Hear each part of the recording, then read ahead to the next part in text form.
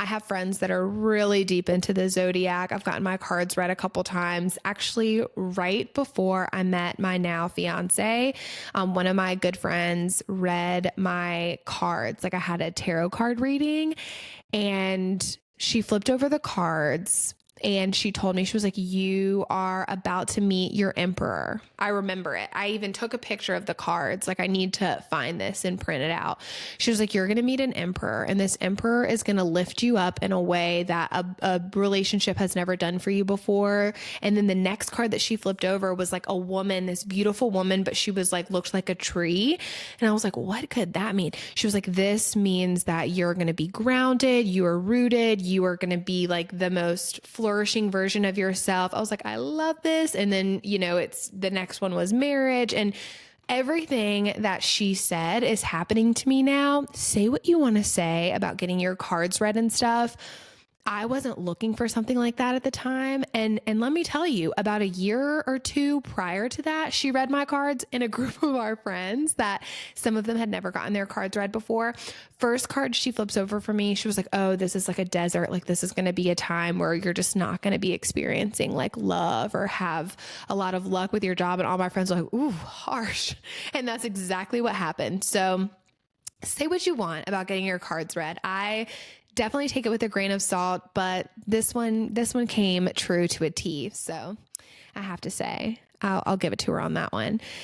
So yeah, going back to my list, things about me. I'm a 30-year-old mom who's recently engaged. I'm a Capricorn, which I think means that I just really like to plan things and I want things to go a certain way. This is very true.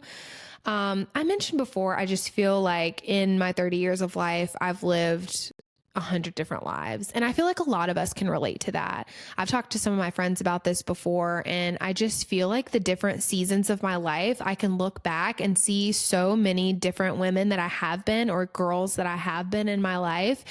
And I could look at them and be like, gosh, you were really, doing your best. There's some versions of myself that I was definitely embarrassed of. And I'm like, oh, honey, you needed a friend to tell you not to do those things or say those things or act like that. But when it's all said and done and you look back on your life, you're like, I'm proud of where I am right now. I can definitely say I've gotten myself to a place where I'm proud of where I am. I am proud of how far I've come from where I've started to getting to this point of being 30. And all jokes aside, I'm so incredibly lucky to be sitting here, healthy, 30 years old, with a life that is everything that I could have ever imagined. It's not, the most overly abundant life. Like we don't, have a life free of stress or worry, but I'm just really proud of everything that we have, everything that we've built. And I say we, I'm talking about me and my fiance. I do feel like I've grown a lot in the 2 years that we've been together. But, the things that I've built for 2 or 3 years, even before I met him, has just really changed my life. And that's something that I want this podcast to bring to other young men or women or girls or moms.